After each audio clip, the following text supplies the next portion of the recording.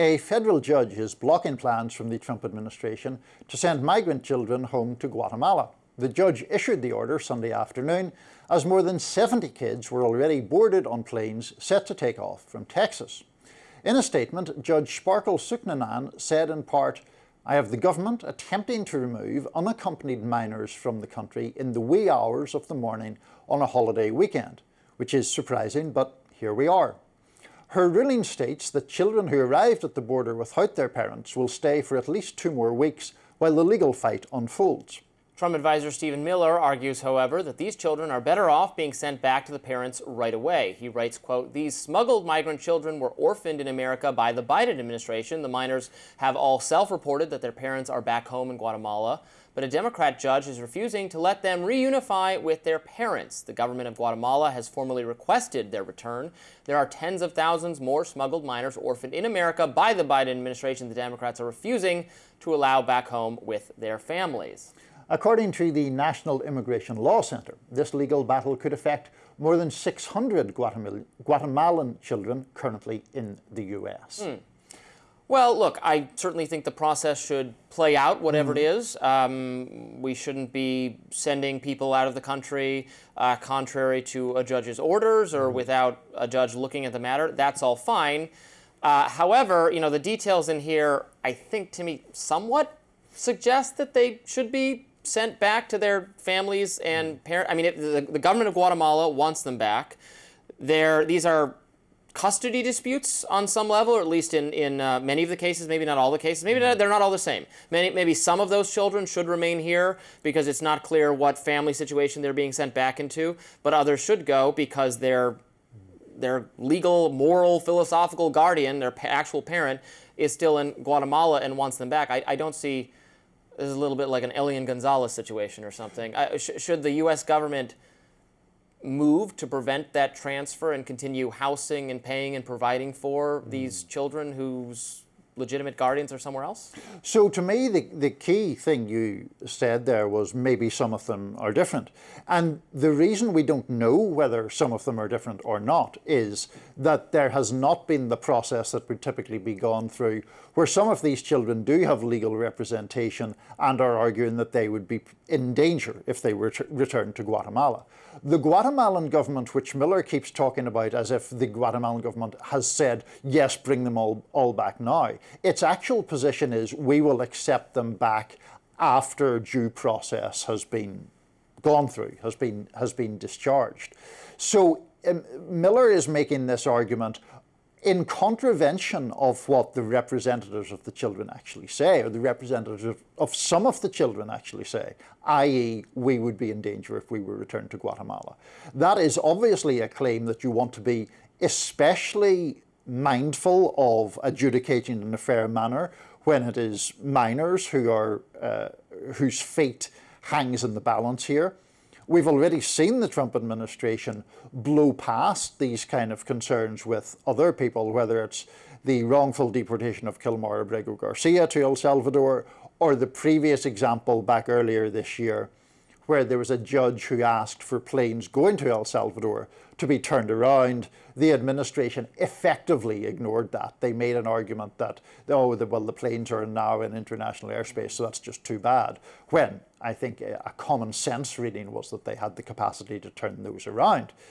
Then, as a consequence of all that, we had situations where the guy who became something of a cause célèbre, Andre, the guy who'd worked as a hairstylist here, was actually Venezuelan, was gay, was, I think, not judged by anybody to be a member of Tren de Aragua, which was the claim made against all those deportees. He ends up in a prison in El Salvador, then has to get back to Venezuela. He alleges he was sexually assaulted in the prison.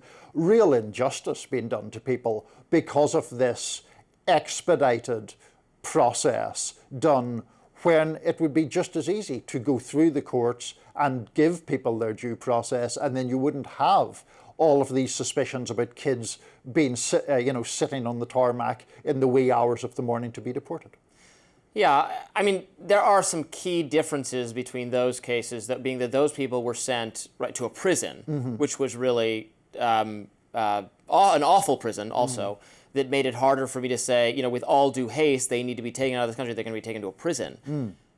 I do have a zeal to reunite children with their parents or legal guardians with all due haste. And I feel that in contexts even that have nothing to do with immigration. I've written a lot and edited work by my colleague at Reason, Lenore Skenazy, on child services in the States that are, I'm sure there are people working there who do good work, but are often awful and often, in my view, wrongly interfering in family matters or interfering. The average case is intervening in a family matter where the family circumstance for the child is not ideal, but separating the child from their family is a worse outcome, placing them in foster care. Foster care is also extremely abusive. The environment has to be really bad. The home environment for the kid has to be really, really bad, in my view, for the right outcome to be the government to come and take the kid away, because that is itself traumatizing, and where they end up is often not very good. So and also I've covered tons of cases where parents did nothing wrong. Often this is a minority. This is black families or poor families where there's a presumption of them having done something wrong. And authorities interview and take the kid away, and they have to go through, even wealthy parents, even people with plenty of access to resources, the way the state can separate you from your children. I've seen it so many times. So I would say that even in those cases. So here, does the kid want to go back? What is the situation on the other side? I would not necessarily just automatically side with whatever, pro-immigration law type people who are looking out for them. Maybe they're acting in good faith. Maybe they're acting in good faith on behalf of some of those kids.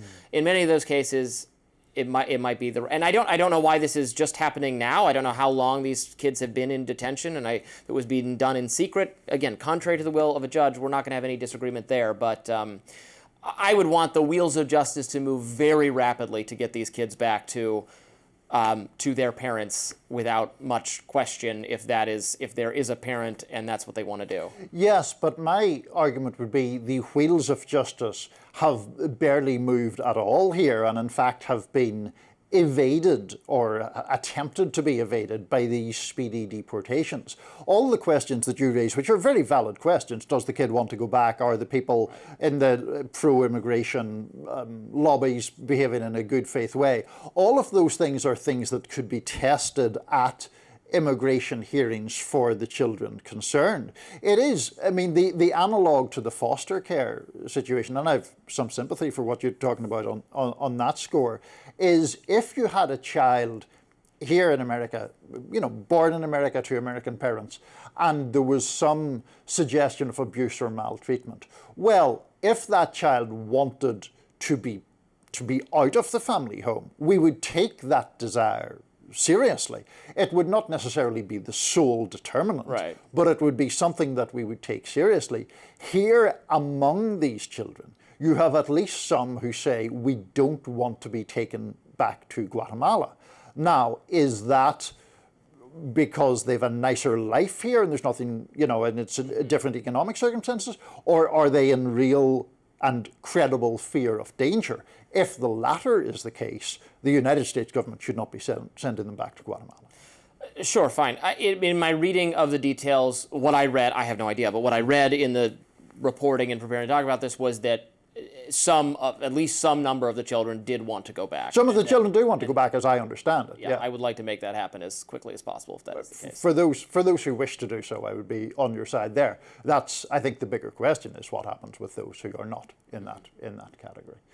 Next up on Rising. Oh, I've just stolen your read. Do you want to read it? That's perfectly fine. President Donald Trump says he will award Rudy Giuliani the Presidential Medal of Freedom. I know you're very excited to announce that news. Very excited. Because you're such a fan of Giuliani, yes, who was, by the way, hospitalized following a car accident. We'll get you all the news on that when we're back right after this.